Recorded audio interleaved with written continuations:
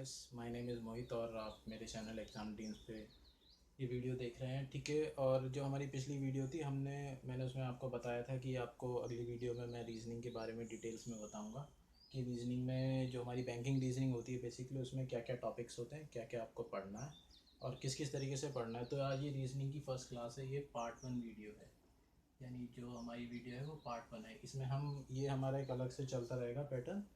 इसमें हम पूरी रीजनिंग यानी जो जो टॉपिक्स आते हैं वो टॉपिक्स और उसके बाद रीजनिंग को किस तरीके से पढ़ना है, कौन से टॉपिक्स में क्या क्या शॉर्टकट्स और कैसे यूज़ करना है, तो वो मैं आपको इस वीडियो में आपको बता देता हूँ। पहले पूरा सिलेबस और हम जो पार्ट सेकंड आएगी उसमें हम कोई भी एक टॉपिक लेके और टॉपिक्स वाइज पूरा का पूरा हम पढ़ेंगे।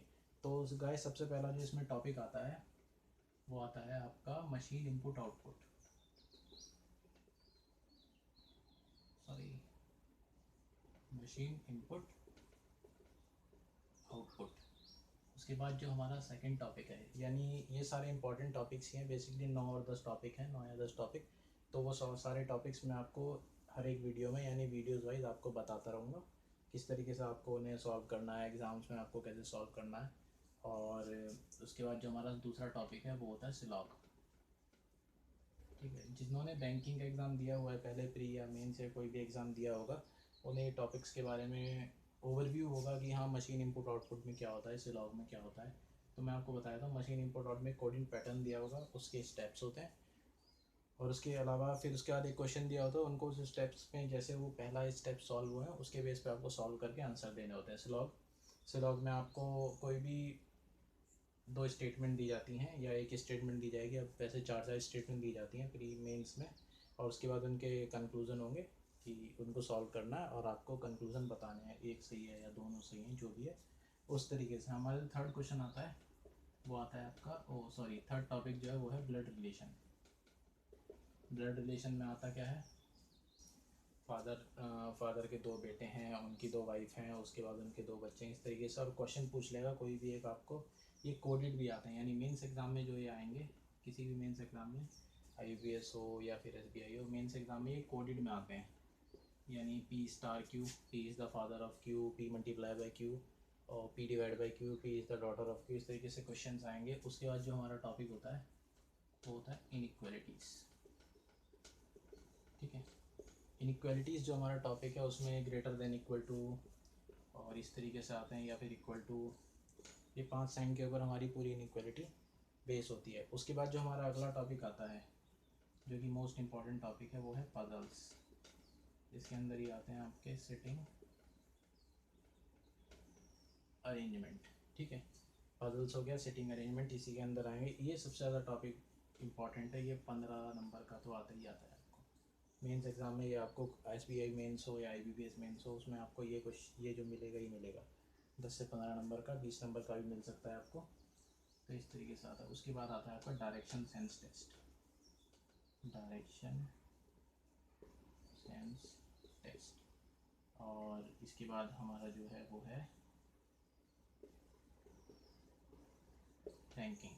ठीक है, रैंकिंग यानी एक लाइन दी हुई है, उसमें बोला गया है कि यहाँ से 10वें नंबर पर मान लीजिए सौरभ बैठा है और इधर से 11वें नंबर पर रोहित बैठा है, तो उनके बीच की दूरी या फिर जिस तरीके का भी क्वेश्चन होगा उस तरीके से आपको ये क्वेश्चन यहाँ पर पूछे जा सकते हैं। उसके बाद आते हैं आपके रैंकिंग हो गया, डायरेक्शन सेंस टेस्ट हो गया, उसके बाद आता है आपका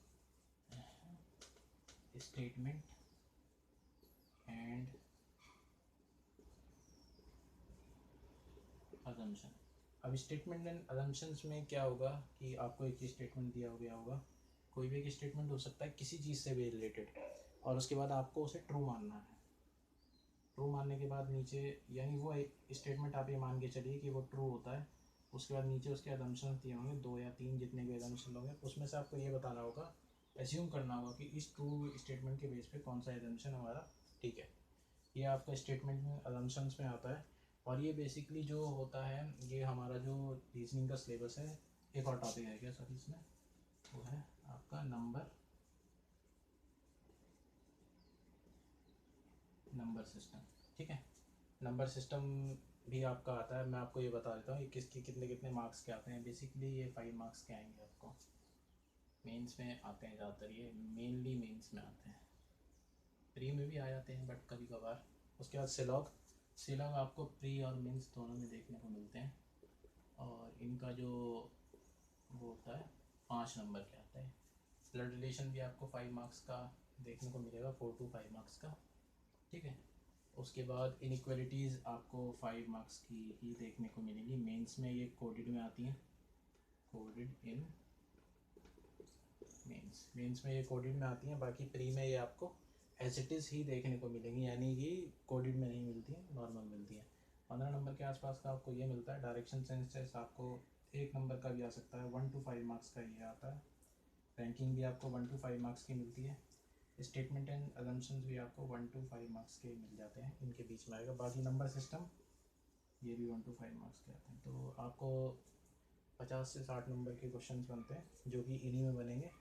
इनके अलावा जो टॉपिक्स हैं वो बहुत छोटे छोटे टॉपिक्स हैं, वो भी मैं आपको बताऊंगा, बट ये मेन टॉपिक्स यही है। नंबर सिस्टम के बारे में अगर हम बात करें तो नंबर सिस्टम हमारा क्वांटिटेटिव एप्टीट्यूड में भी आता है, या फिर रीजनिंग में भी कभी कभी वो दे देते हैं। तो मैं आपको बता दूंगा कैसे सॉल्व करना है नंबर सिस्टम।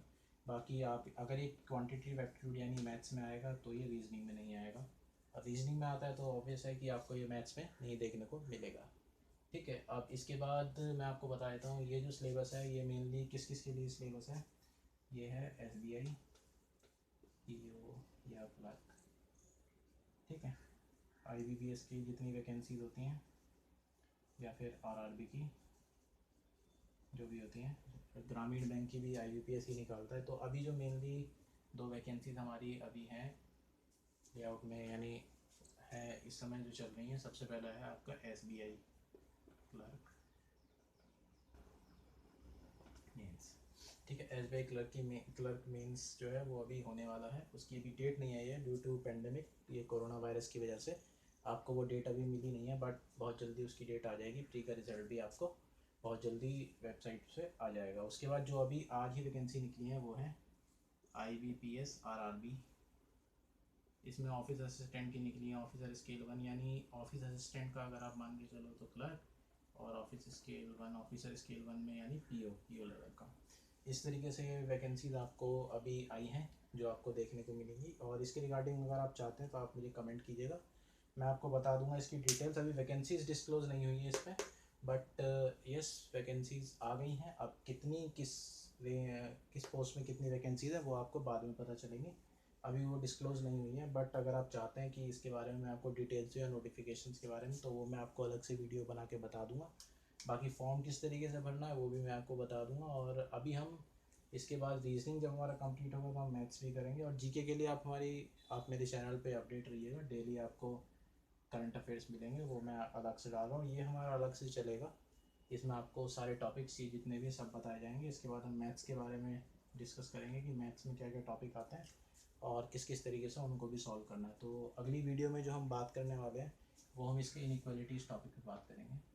ये इम्पॉर्टेंट टॉपिक है, और इसमें अगर आपको इसकी ट्रिक आती है तो आप 2 मिनट में, यानी 2 मिनट भी मत कहिए, 1 से 2 मिनट में, अगर जिसको थोड़ा टाइम लगता है तो 3 मिनट में वो पाँचों के पाँचों क्वेश्चन एक्यूरेटली, यानी 5 आप गेन कर सकते हैं इसमें बिना किसी प्रॉब्लम के। तो अगली बार हम जब बात करेंगे इनइक्वालिटीज़ के बारे में बात करेंगे। बाकी अगर आपको कोई इशू है या फिर आप किसी और टॉपिक के बारे में पहले जानना चाहते हैं तो आप हमें कमेंट बॉक्स में कमेंट कीजिएगा, और मैं आपको उसकी डिटेल्स बता दूंगा किस तरीके से आपको करना है। और आज की जो करंट अफेयर्स की वीडियो है वो आपको मिल जाएगी शाम तक या थोड़ी बहुत देर में, कि आज के क्या क्या इंपॉर्टेंट करंट अफेयर्स हैं।